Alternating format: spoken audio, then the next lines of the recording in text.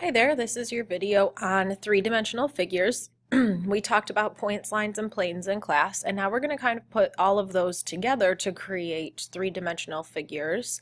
And we're going to mostly focus on, at least for now, their volume, majorly, and then some surface area and lateral area. So, biggest question here is, how do you identify three-dimensional figures, and how do you distinguish between any of the three-dimensional figures? One of our questions is prisms and pyramids, but we're also going to talk about cones, spheres, and cylinders. So what are three-dimensional figures? A three-dimensional figure encloses a part of space. So a two-dimensional figure was an enclosed figure, on a plane, okay, a two-dimensional space. Now we're talking about a three-dimensional space. In other words, a three-dimensional figure can hold something: water, air, rocks, candy, cereal, whatever you want to put inside of those objects. There are some features of a 3D figure. The faces are the flat surface of the figure. So this prism that you see here, you've got the top face, the front face, you've got side faces. Okay, so it's all of the flat parts of the figure. An edge is formed by two faces of a 3D figure sharing a side. So the edge is where the two faces come together. And since we know that two planes intersect in a line, you can kind of picture that as the line that the two planes are intersecting. And a vertex, or vertices plural, is the point at which three edges meet. And so that's really the points of the figure, just like we know vertexes to be. I should say vertices to be. Okay, so we're going to identify the number of faces, edges, and vertices on these figures. A little piece of information that could help you is that if you add together the faces and vertices and then subtract 2, it will tell you how many edges there are. Could you just count the edges? Absolutely. So if you don't want to do that, you don't have to. So our first shape here has 5 faces, so there's 4 triangles and then the base. There's 8 edges, and we can count them. You have 4 on the base and 4 coming up to the top. And there are 5 vertices. And so if we add the faces and vertices, 5 and 5 is 10, and then subtract 2, we get the number of edges, 8. Okay? The second one has 7 faces. So we've got, in this case, there's 2 bases. We'll talk more about that in a couple of minutes. That's the 2 pentagons that you see. And then around we have 5 different rectangles that are making up the rest of the faces. This has 15 edges, again you can count them up, and 10 vertices. Now if you just wanted to count the faces and the vertices, add them together and subtract 2 and you have the number of edges. Okay, why don't you take a minute, pause the video, and see if you can figure out the number of faces, edges, and vertices for each of these next 2 figures. The second one's a little bit tricky because you can't see behind it, so you kind of have to visualize what's happening on the side you can't see. Okay, so it appears to be a cube, but it's definitely a prism. Has 6 faces, 12 edges, and 8 vertices. And at the bottom are that's a triangular prism. Has 5 faces, 9 edges, and 6 vertices. Okay, so moving on to the 2 types of 3D figures. Main types. The 2 main types are prism, which has at least 3 faces that are rectangles, has 2 congruent faces on the top and the bottom, which we call the bases, but don't think top and bottom means that they really have to be literally up and down. They can be next to each other depending on how the figure is sitting. And the shape of the base tells us what type of prism the figure is. And then we have pyramids. A pyramid has at least 3 faces that are triangles and has only 1 base, and so the other faces will come up to a point at the top. Okay, the shape of the base again tells us what type of pyramid the figure is, just like with the prism. Here's a rectangular prism. In this case, there are three sets of parallel sides, so any of them can be considered the base, and they're all rectangles, so that is a rectangular prism. Here we have a pentagonal prism. So you need to look for the parallel faces. In this case, the only ones that are parallel are the pentagons, and so the pentagons are the bases of this figure.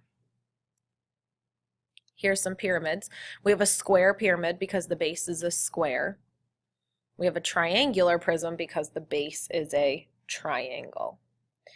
Okay, so this you can kind of think of the pyramids in Egypt to help you remember, but I always remember they have to come to that point at the very top.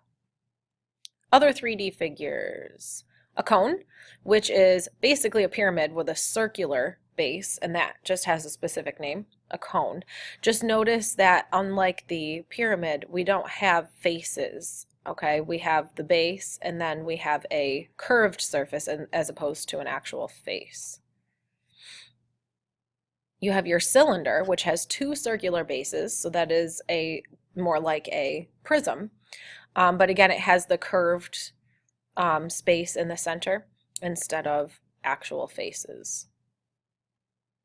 And our sphere, which is a 3D figure with no faces, bases, edges, or vertices, but it is based on circles, okay? Because you can see if you look at it straight on, you can see the circle. If you kind of think about this as a globe, you've got the equator as well. That would be a circle. That, by the way, is called a great circle, like the equator of the sphere, because it's the largest circle that can be drawn on the surface of the sphere.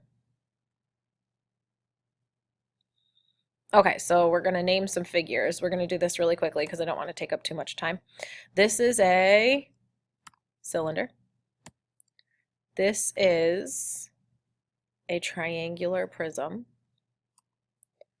This one is a cube, assuming that the edges are all congruent, which hopefully we would know.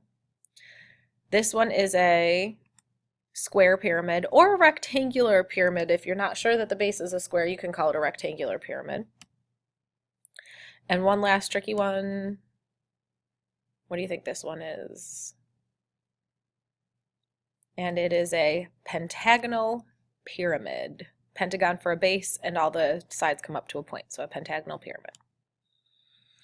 Polyhedron you might hear about once in a while. Okay, a polyhedron is a three-dimensional figure that has polygons as its faces. So you just have to remember polyhedron goes with polygons. And so the curved ones that we talked about, the cylinder and the cone, are not polyhedrons. Okay, polyhedrons have to have polygons, which means it has to have all straight lines, no curves. Here are the formulas that are given to you on your reference sheet. You can see you have the area formulas for triangle, parallelogram, and circle, circumference for a circle, and then volume for general prisms, cylinder, sphere, cone, and pyramid. So we're going to go through these really quick and just kind of see what they are. For a general prism, the volume is capital B times H. V, of course, stands for volume. Capital B stands for the area of the base. Lowercase b is base, but capital B is area of the base. And H is the height, which has to be perpendicular to the base, and I want you to remember that. So here's a prism for you, and we're going to consider the rectangle at the bottom, the base. So if you think of capital base times height, you can replace the capital B with the formula for the area of the base. In this case, it's a rectangle, so we can replace capital B with LW. And so you can use LWH, which you probably have heard that one before, length times width times height. But that's not on your reference sheet. If you know that, that's great, but it's not on your reference sheet. So otherwise, you're going to want to know what capital BH means. In this case, we can plug in 12, 8, and 3 in any order because multiplication is commutative. And so we have a volume of 288 cubic inches. And remember that volume is measured in cubic units. So anytime that you have units, you're going to cube it. And here's a triangular prism. In this case, the capital B is the area of the triangle because the triangles are the parallel surfaces. So that's 1/2 base times height of the triangle. So that's 1/2 or 0.5 times 16 times 12, which is 96. And then we're going to go ahead and plug that in for capital B. And the height of the prism is 12. So 96 times 12 is 1,152 cubic inches. Okay? That you can put all of those numbers into the main formula at once, or you can calculate the area of the base and then plug them in later, whatever works for you. Moving on to pyramids, the volume of a pyramid is 1/3 the area of the base times the height. Just remember that a pyramid and a cone both are 1/3 of the figures that they are derived from. So this is derived from a prism, so its formula is 1/3 that of a prism, okay? So just remember that it's 1/3, and that will help. This is on your reference sheet too. Okay, so here's a quick example. 1/3 base times height. The base is a rectangle, so its area is 0.32 inches squared. And then the volume would be 1/3. We're going to plug in the 0.32 for the base. The height is given to us here, 1.6, so we have a final answer of the volume. Now just a quick note here that there is a right triangle hidden within pyramids and cones as well. The height in here that is perpendicular to the base then can make a right triangle with half of this side of the base and what we call the slant height, which would be the height of the triangle on the side. So sometimes we're going to have to use Pythagorean theorem, trig, or special right triangles even to help us find the height or the slant height depending on what we want. So just keep that in mind. Okay, so, and there you go. So even the slant height, if we're dealing with surface area, we only need that for surface area. Okay, so cylinders, spheres, and cones. Cylinder is pi r squared h, so pi r squared is the area of the base, multiply it by the height. The sphere is 4/3 pi r cubed, and the cone is 1/3 pi r squared h because it's 1/3 of a cylinder. Okay, remember that these all involve circles, so that's where the pi's and the radiuses come from. Okay, so I want to keep this to 15 minutes and I'm starting to run out of time, so I'm going to click through this really quickly just so you can see what this cylinder one would look like. And if you want to pause the video and copy it, you can certainly do that. If this makes sense to you, that's totally fine. So our final volume here would be 502.4. Okay, and moving on very quickly to surface area. Surface area has formulas, but they're not given to you. So to find surface area, I just remember that I can find the sum of the areas of all the surfaces. I will give you the formulas on your flashcard, and if you want to memorize them, you can, but again, they're not on your reference sheet. So as long as you know your 2D area formulas, you can just use those.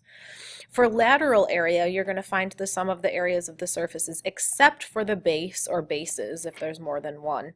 The only time lateral area gets tricky is for the cone, because, well, and kind of the cylinder, because there really are formulas that go with those, and you kind of have to understand what shapes make those up.